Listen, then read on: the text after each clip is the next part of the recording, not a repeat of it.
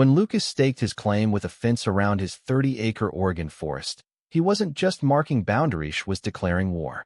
What began as a dream of solitude exploded into a fierce battle with a suburban HOA, a treacherous brother, and a trail everyone wanted but no one owned. Lucas craved quiet, not the sterile hush of a city condo, but the primal stillness of woods where the only sounds were rustling leaves and the occasional caw of a surly crow.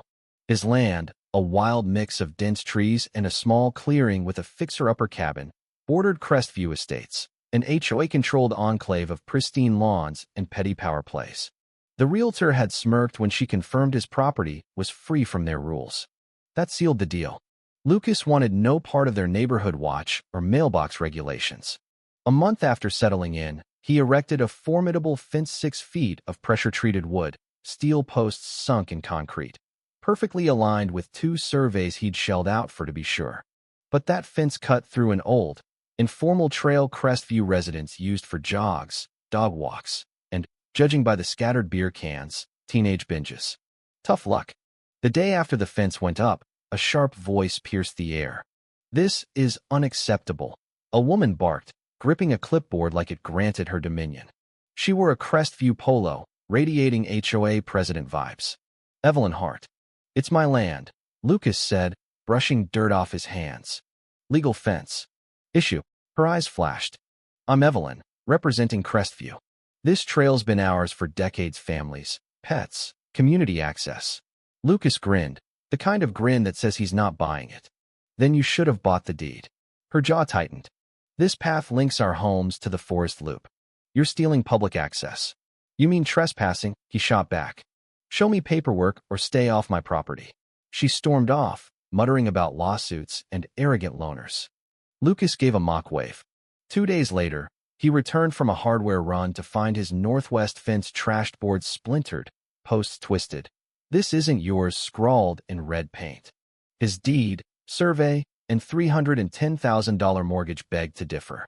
He filed a vandalism report, sent trail cam footage to his lawyer, Rachel, and the HOA. No reply from Crestview, but that night, a car slunk past his cabin, lights off, just loud enough to rile his dog. Lucas rebuilt the fence tougher, added more cameras, and plastered "no trespassing" signs every 50 feet. Then his phone buzzed.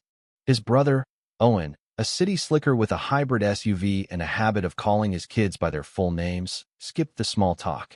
"Why are you picking fights with your neighbors?" Lucas snorted. "Neighbors? I've got a deed. They've got gripes." Owen sighed. "My buddy's sister lives in Crestview.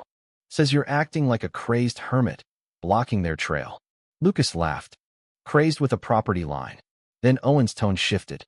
"Ever thought about selling a chunk? 5 acres? In this drama." Lucas's blood boiled. "To the HOA? You're out of your mind." Owen pressed. "It's practical. You'd still have plenty." "No," Lucas growled. "And you suggesting it ticks me off." Owen hung up, leaving Lucas staring at his phone, stunned that his own brother would side with fence-wrecking strangers. The fight escalated. A letter arrived on Crestview stationery, threatening legal action for historic community usage and citing easement laws. Lucas called Rachel. "Prescriptive easement," she said. "They need 10 years of open, hostile use without permission. They don't have it."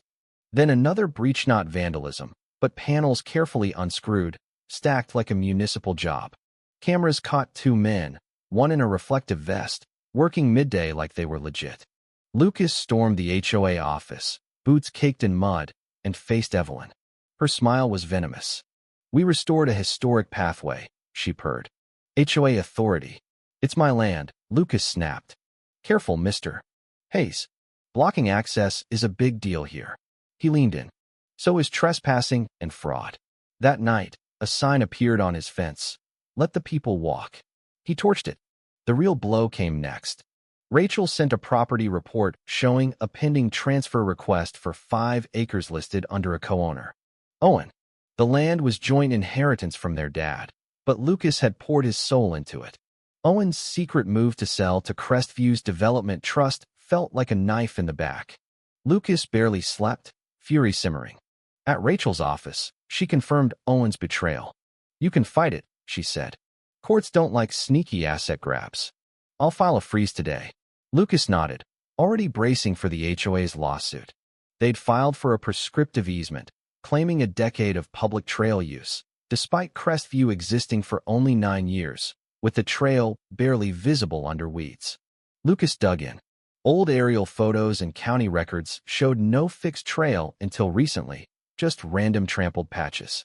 Their expert witness, Dr.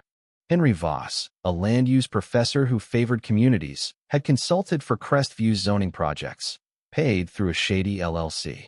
Rachel subpoenaed his financials, revealing regular HOA payments. Gotcha. At the preliminary hearing, Crestview's lawyer strutted in with fake maps and sob stories from residents. Rachel shredded them, presenting aerials, Voss's payments, and leaked emails from Evelyn. Get Voss to sell continuity. We'll make the trail look real. The judge's expression soured. The hearing imploded. Outside, Evelyn's smile was brittle. Happy now, she hissed. My fence is straight, Lucas said. Your case? Crooked as hell. But Crestview didn't back down. Another crew arrived, claiming to restore recreational space. Lucas sent them packing, cameras rolling. Sheriff Coleman, a weathered man with a wad of chew, reviewed the footage. Clear trespass. Then Tom Randall, a fed-up HOA board member, arrived with a flash drive emails, texts, proof Evelyn had faked the trail's history and tried to rezone Lucas's land as public. Owen's name surfaced, offering to ease things for a fee. Lucas filed for attempted land fraud. Evelyn's next move was laughably civil complaint about his fence's visual disharmony. Lucas nailed up a sign. Private land, disharmonious and proud. The local news pounced, and Lucas gave them a zinger. You can't fake history or buy justice. The HOA's lawsuit staggered to trial. They rolled out old photos, a kid's doodled map, and Evelyn's spiel about community unity. Rachel countered with undeniable evidence. No consistent trail, emails proving fraud, and a county official exposing the zoning scheme. The courtroom went silent when Rachel moved to dismiss for abuse of process. The judge, voice like steel, obliterated the case, ordered Crestview to pay Lucas's fees, and warned Evelyn of criminal scrutiny. The aftermath was chaos. Residents, furious over misused dues, ousted Evelyn in a heated board meeting. Tom took over, vowing no more rogue lawsuits. Lucas cashed their reimbursement check and built a gated nature trail for vetted group schools, scouts, biologists not entitled joggers. Applications flooded in. A veteran thanked him for doing it right. Evelyn vanished, reportedly to an Arizona condo. Owen appeared one day with a potted oak, muttering about their dad. They planted it in silence. Can I visit? Owen asked. Gate code's the same, Lucas said. He drove off. Weeks later, Lucas found a hand-carved sign on a tree. Thanks for saving this place. Sheriff Coleman brought news of Evelyn's plea deal misdemeanor, community service. Lucas didn't celebrate. He mounted a brass plate at his gate. This land isn't for all, only those who respect it. A single mom from Crestview asked to bring her autistic son, who loved the trees. Lucas agreed, with rules. The boy hugged a post as they left. Lucas grinned. Fences don't just block, they protect peace.